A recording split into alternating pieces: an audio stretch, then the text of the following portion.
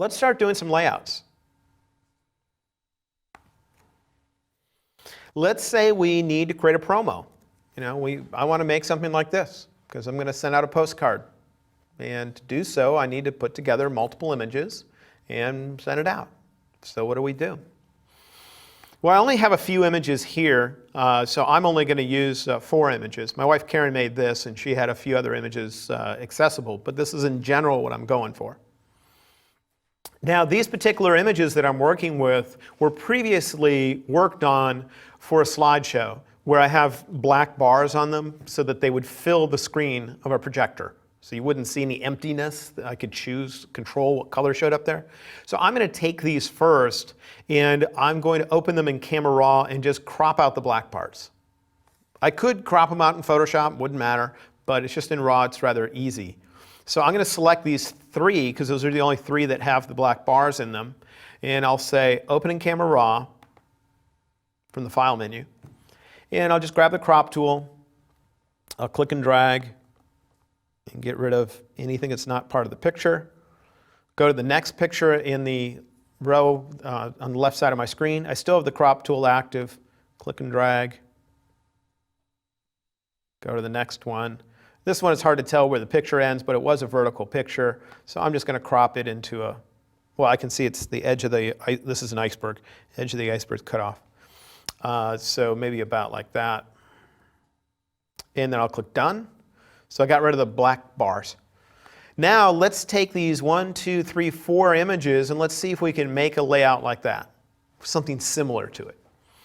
Now first off, what I might do is go to Photoshop, and let's say I went on a website and said, I'm going to make a postcard. So I go to printing companies that quickly print postcards. Just do a Google search for postcard quick print or something like that. You can find all sorts of companies that will print you 500 postcards and deliver them, in a day or 2. And let's say when I did that, I found that they have standard sizes. And so I'm going to go over here and create a brand new document in Photoshop. And I'm going to type in one of their standard sizes. So I'll call this postcard, because it asked me for a name at the top. Here we have width and height. Since the standard sizes were in inches, that's what I'll end up using. And I'm just making up a number off the top of my head because I haven't actually done this on the website. But let's just say it's going to be about 7 inches wide by 5 inches tall. So 5 by 7. Then down here is a number called resolution. And what that means is when I print this image, the pixels, the little squares that make up my image, how big are they going to be?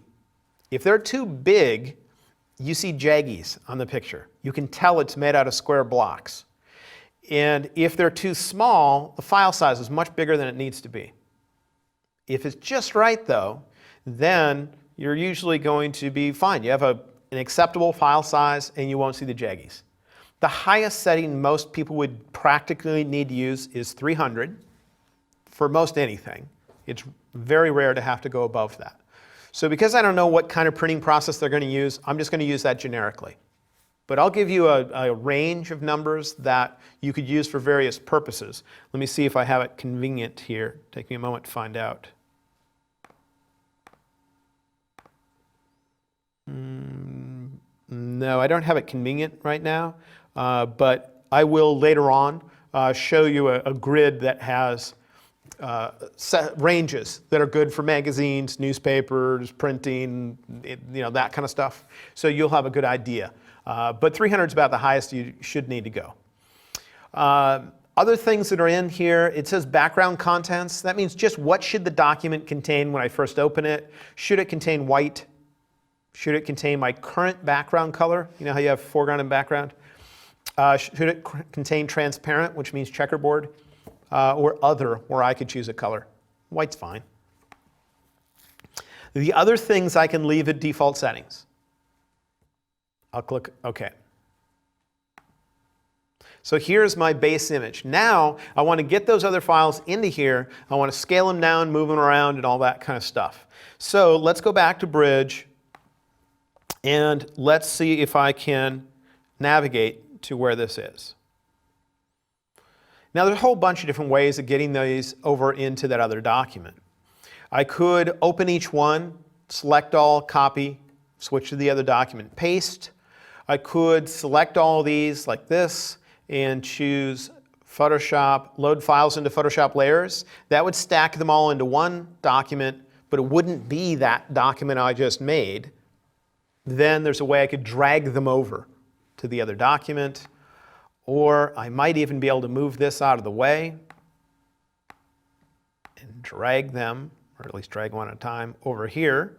It's a RAW file, so it thinks I want to process it in RAW, but if I click OK, it would place it in here. It puts an X through it because it thinks I want to scale it. It's right now in scaling mode where I can grab the edges. Anyway, there's all sorts of ways we can get it over there. I need to pick one. So for me, since we have multiple images, I'm just going to select all of them. I'm going to choose Tools, Photoshop, Load Files into Photoshop Layers.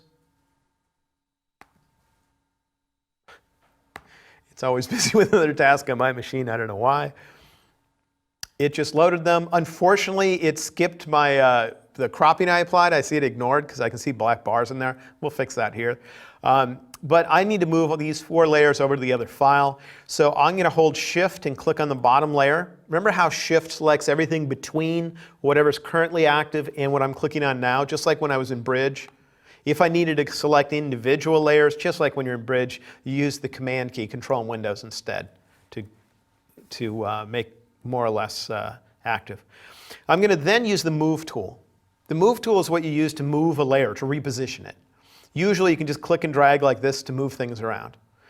And you can move more than one layer at a time. I'm going to click within this file and just move my mouse up to the other tab. And then don't let go yet. You need to make sure your mouse is inside that document before you let go. I just dragged them over. Now, anytime you move between 2 documents, it always copies. It didn't take them away from the other document. It always copies. Just like when you move a file between hard drives on your computer, you don't even have the choice. It's not going to move it. It's going to copy it. And it's the same thing here when you move between documents. I don't need the other document anymore, so I'll click on it and I'll just click the little X to don't save because I don't need those layers. And I'm back to this. Now I'm going to work on individual layers. So I'll click away from whatever layer was active and click on my first image. I'm going to move it around with the Move tool wherever I'd like. And if I'd like to change its size, you go to the Edit menu and there's a choice in there called Free Transform. Free Transform means that I'll be able to do multiple things to it. Scale it, rotate it, or do other kinds of manipulations. You can do all of the things that are found under this submenu all in one command. Or you can go to this submenu to say I only want to be able to scale it and not be able to rotate it at the same time. So you can either choose Free Transform. I mainly use Free Transform because it has a keyboard shortcut of Command-T for transform, and therefore it's easy to get to, whereas these don't have any keyboard shortcuts, and so I have to go to the menu every time. So for now, I'll use this little submenu called Scale. And on the other ones, we'll just type Command-T.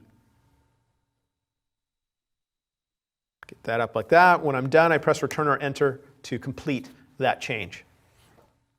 Now you notice that that picture is covering up the others. And that's because if you look in the Layers panel, it's the top layer.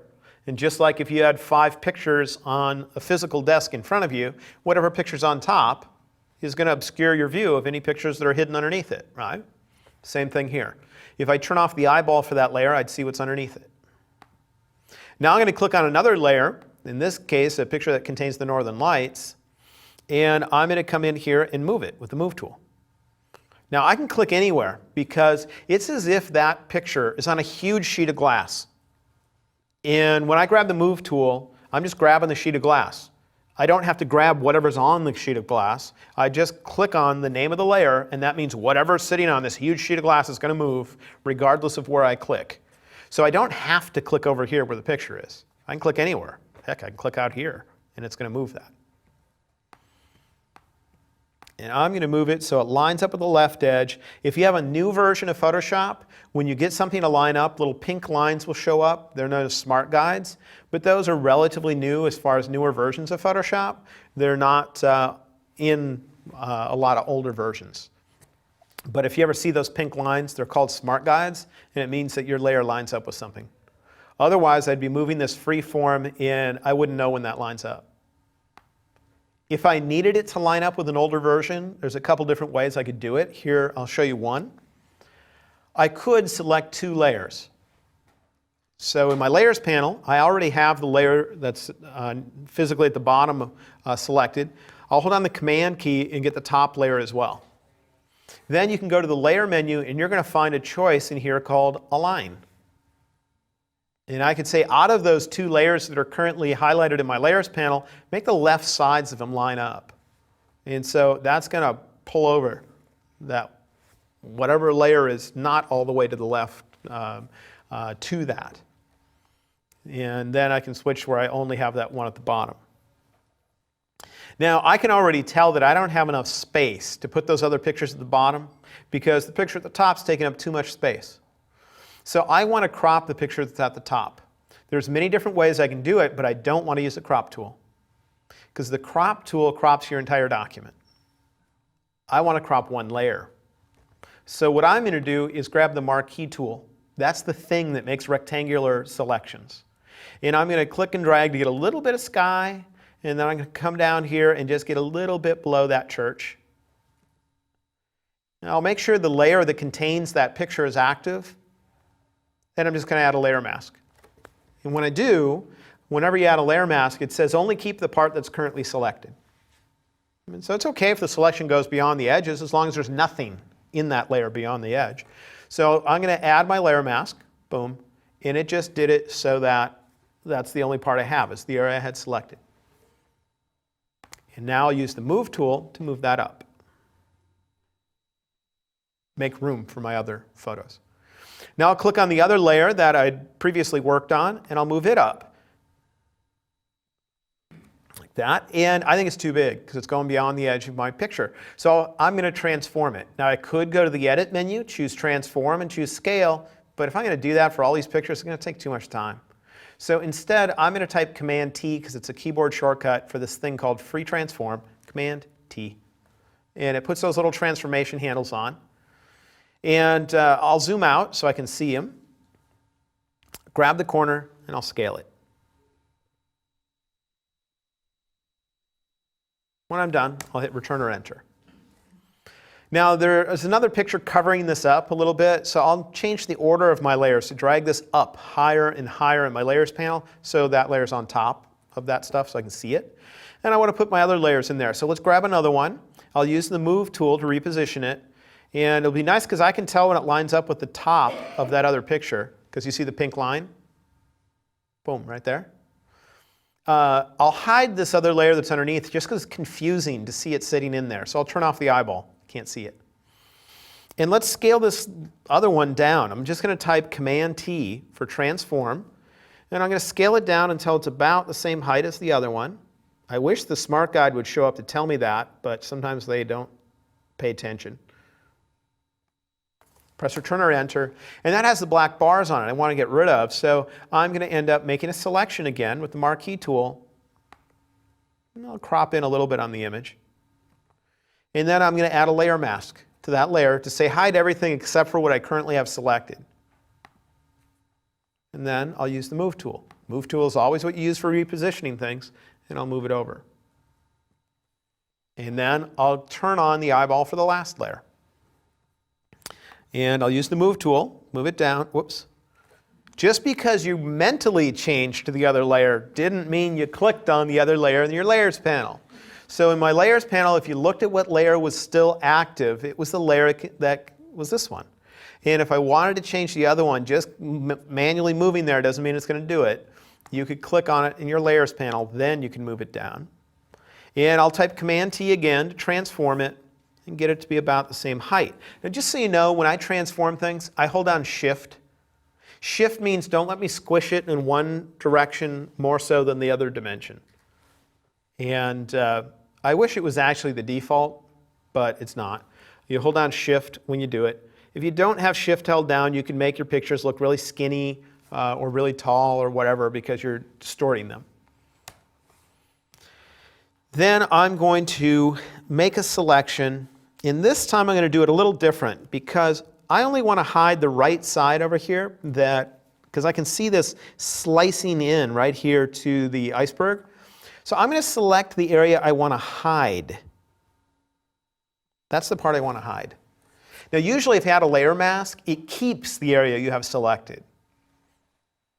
There's a way to get it to do the exact opposite. When you go down here to the layer mask icon, there's a trick. Hold down the Option key. That's Alt in Windows. And that means do the opposite of usual. So if it usually only keeps the area that's selected, in this case, it's going to hide the area that's selected. So I'll hold down Option, I click on this, and it hid the area that was selected. It's something that's not obvious, but it's there. I'll use the Move tool, and I'll move this over.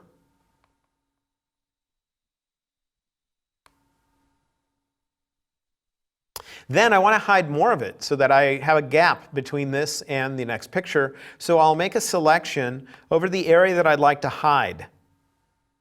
About that much, so I get that much white space. I don't care how far out this extends, as long as it's covering the area I want to hide. Now we already have a layer mask. And so it's not like the layer mask icon is going to help me, because you only can have one layer mask there. All I need to do, though, is fill that part of the layer mask with black, because black hides things. So the layer mask is active. I could grab the paintbrush right now and paint through that. The selection would limit where the paint shows up, or I can just go to the Edit menu and say, hey, let's fill. And let's fill with black.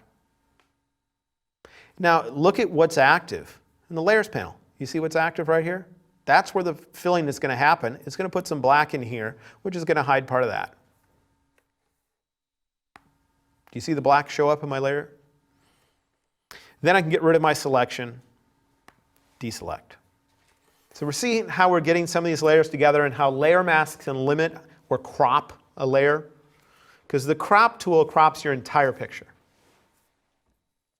Now I don't know if I hid all of what was in this layer. Some of it might still be there underneath the others. I'm going to turn off the eyeballs on the two layers above.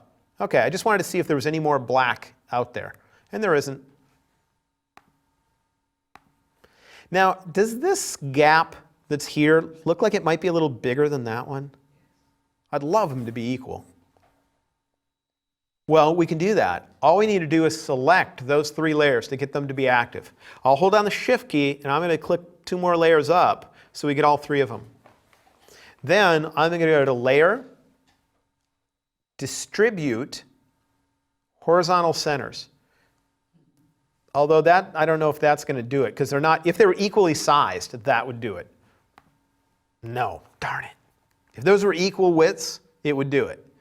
But what I wish they had here, and I don't think they have, is to distribute them where they're evenly spaced. Well, I can make the right edges evenly spaced. I can make the horizontal centers evenly spaced, and that kind of stuff, but there isn't an option that I know of in here that'll actually let me do what I want to do. The one thing I might be able to do is move the middle layer and see if a Smart Guide ever shows up. Because a Smart Guide will often show up when it shows there's an equal amount of space. But in this case, it doesn't want to. So I'm going to visually guesstimate it. Okay. Now, I noticed that the tops of these don't quite line up. I don't know if you can tell that or not, but the middle one's a little higher than the others. So I'm going to select those three again. My Layers panel, I'll choose Layer, Align, Top Edges. Boom. And then to get them so they're trimmed to the same height, I'll simply make a selection to up like that. And I'll click on one that has a mask. I'll fill that area with black. In a mask, black hides things, so I'm going to trim off that bottom little part. I'll go to the next one that has a mask, and I'll say, fill the mask with black down there. The next one doesn't have a mask yet, so I'll add one, but usually you only keep the area that's selected. I want the opposite, so I have to hold Option. There, I just clipped the bottom of that one. Okay? I'm just adding to their mask, adding black to say hide, hide, hide, to get it the same height. Then I'm going to actually add text on top of this picture because we have this big area up here. So if I want to add text up there, I need to make the topmost layer active. Because otherwise, if I add text right now, whenever you add something new, it goes directly above what you're currently working on.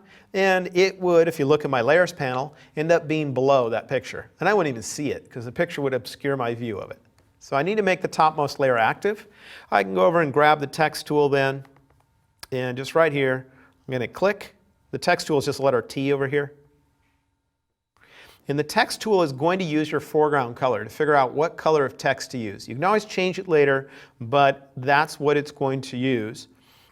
And so if you want to pre-choose one, feel free. And I'm just going to click right here, and I'm going to type Iceland. That looks kind of big. In order to change the text, usually I need to first type Command A. Command A means select all, because you can have each letter of text be a different color or size or anything else, and I want each or all of the letters to change. If I type Command A, it selects them all. It looks weird right now because the text is so large, it's considered to be covering the entire picture, and so it does a weird look. But there, right up here is the size. And if you click on that, I might bring it down to delete the 6 and get it down to 52. There, you can see my text. Right? It has what's called a reversed highlighting, meaning it gives you the opposite of whatever's in your picture just to show you what's highlighted. But I'm going to click up there on the size. You can use the up and down arrow keys if you want to just increase the number that's in a field. And I'm going to come up here and say Iceland.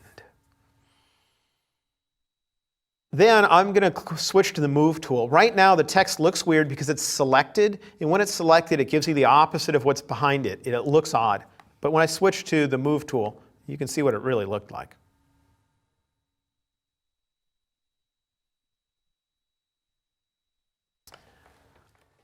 So you can see how you can build up something made out of separate pieces like that and just make some sort of a layout by using the various features in Photoshop. The main thing that we learned here, I think, was first off, if you need something to be a particular size, it's nice to first create a fresh document of that size and then pull your images over to it so you know that when you're done, you know it's the exact size you wanted, instead of starting at whatever size your pictures happen to be. Then the second thing is to change the size of our images. We go to the Edit menu and choose Free Transform, or type Command T on a Mac, Control T in Windows, and we can grab the corners to scale. And so you don't squish the picture in one direction more so than the other. Hold Shift when you're pulling the handles. Then to crop a layer, you don't use the crop tool. The crop tool is for cropping a document, the entire thing. Instead, make a selection around the part of that layer you want to keep and add a layer mask. And it will limit that layer to only showing up within the shape that you had. And you can always add to that layer mask if you need to. And we also used alignment to get the top edges to line up, that kind of stuff, which can be useful. We're going to now do more complex versions of the same type of layout, where the edges of the photos might have different treatments on them, where it looks almost like ripped edges on the photos or hand-drawn ones. And instead of just typing text, we're going to use some cool-looking graphics and other things. But before I do that, do we have general questions about what we've done thus far with this? Yeah, we have a question about why, because you can put grid lines on there as well, and why you would not do that and just use the smart snapping, or sometimes you use grid lines and just line it up visually. You can put in guides in here, and then the layers snap to guides. Okay. You can also overlay grids. There's all sorts of things you can do, and it's just a matter, you got to pick some method. Okay. There's always more than one way of doing things in Photoshop, and it's a matter of whatever your brain thought of first, or whatever you're most comfortable with. So there's always other ways to do it better and things. I just needed to pick something we had either already talked about or something that was easy to introduce to what we're doing. Yeah. Awesome. All right, well, I'm going to save this just in case we need to open it later. And I'll call it Iceland Postcard.